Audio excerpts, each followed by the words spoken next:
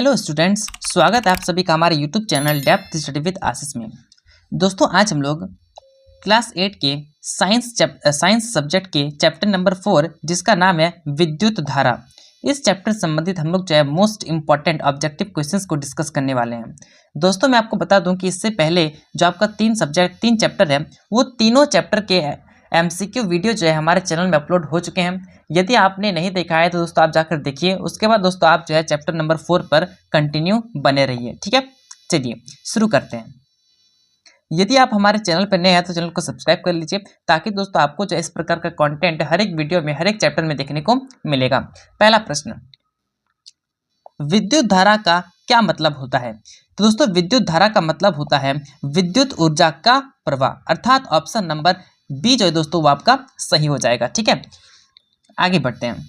यहाँ पे दोस्तों मैंने आपके लिए बताया है कि विद्युत धारा विद्युत ऊर्जा के प्रवाह को कहा जाता है जो चालक में इलेक्ट्रॉनों के गति से होती है। ठीक है दोस्तों, पहला प्रश्न हमेशा मैं आपको जो आपका चैप्टर का नाम होता है उसी से संबंधित देता हूं, ताकि दोस्तों आपको जो है पहले चैप्टर का नाम पता होना चाहिए कि विद्युत धारा होता क्या है। ठीक है, तो उसके बारे में जान लीजिए। उसके बाद दोस्तों आप जो है आगे बढ़ते रहिए, सारे प्रश्न के बारे में हम लोग जो है डिस्कस करते रहेंगे। चलिए शुरू करते हैं नेक्स्ट क्वेश्चन के साथ। यहाँ पे दोस्तों सेकंड क्वेश्चन है कि विद्युत धारा का माप किस इकाई में किया जाता है? तो दोस्तों यहाँ पे विद्युत धारा के बारे में पूछा गया है। ठीक है, तो दोस्तों इसका आंसर हो जाएगा ऑप्शन नंबर सी, अर्थात एम्पियर, जिसे दोस्तों हम लोग जो है ए से डिनोट करते हैं। ठीक है, आगे बढ़ते हैं। यहाँ पे दोस्तों क्वेश्चन नंबर 3 है कि ओम का नियम क्या कहता है? तो दोस्तों ओम का नियम कहता है कि जो भी धारा और वोल्टेज के बीच में संबंध होता है उसी में जो है ओम का नियम जो है इस संबंध के बारे में बताता है।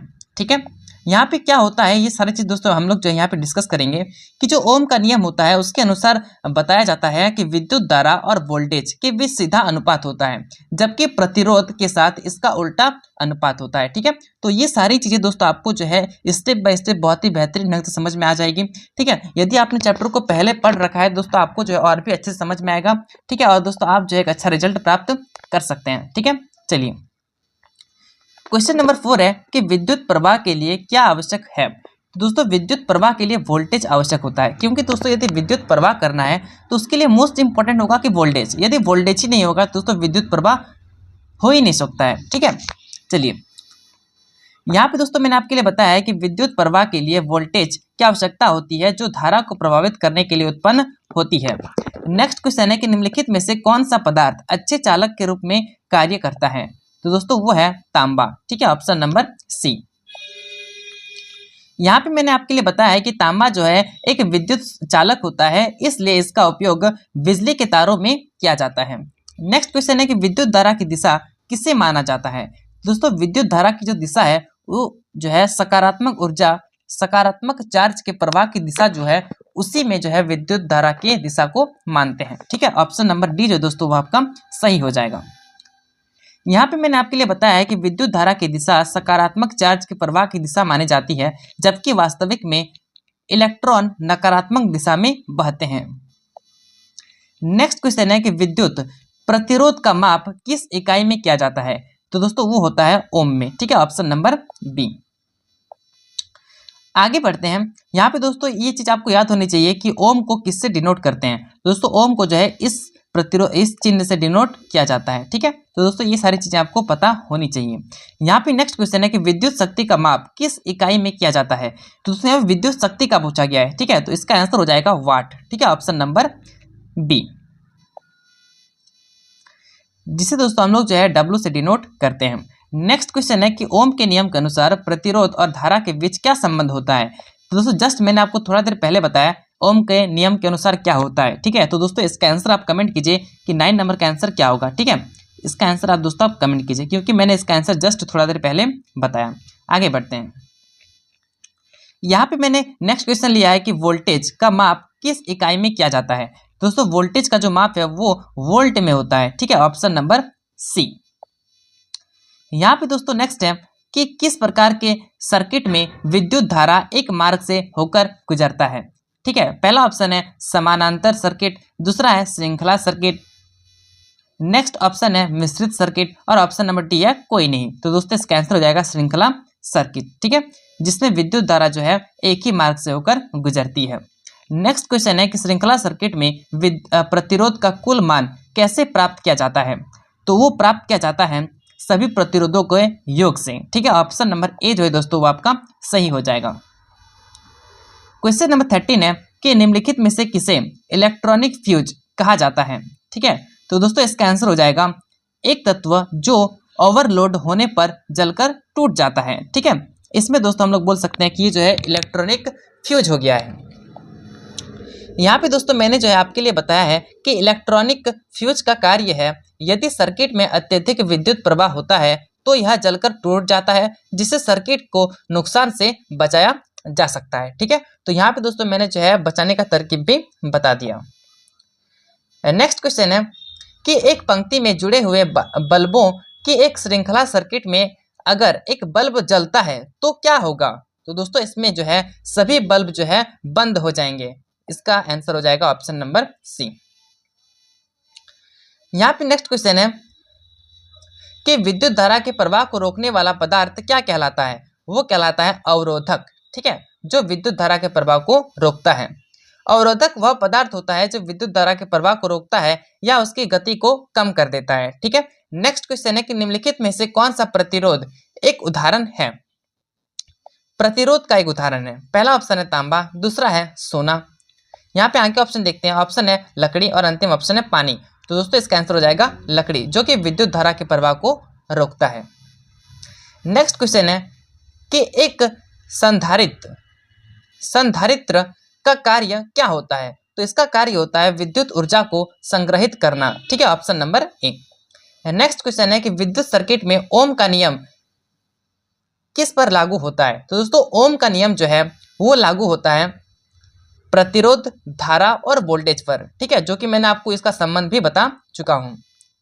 नेक्स्ट क्वेश्चन है, क्वेश्चन नंबर 19 है कि किसी तत्व का प्रतिरोध निम्नलिखित में से किस पर निर्भर करता है? तो पहला ऑप्शन है तापमान, दूसरा ऑप्शन है आकार और लंबाई, तीसरा ऑप्शन है सामग्री। तो दोस्तों इसका आंसर हो जाएगा ऑप्शन नंबर डी, अर्थात इनमें से सभी।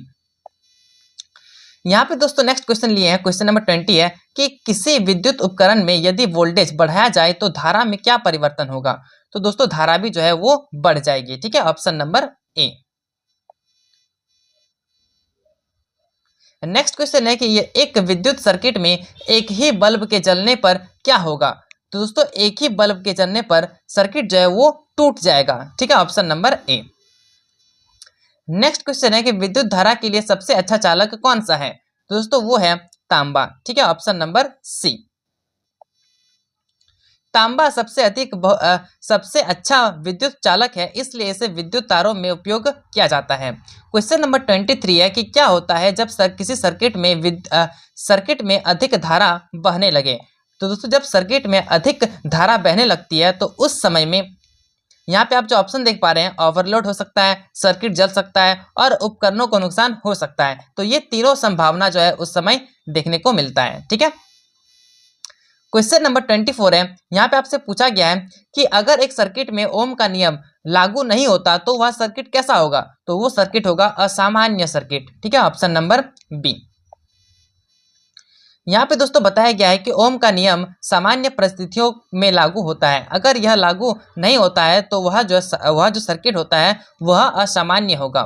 नेक्स्ट क्वेश्चन है कि एक समांतर सर्किट में यदि एक बल्ब जल जाए तो क्या होगा? तो दोस्तों उस समय में जो है यहाँ पे हो जाएगा कि अन्य बल्ब भी जलते रहेंगे, अर्थात ऑप्शन नंबर ए जो है दोस्तों वो आपका सही हो जाएगा।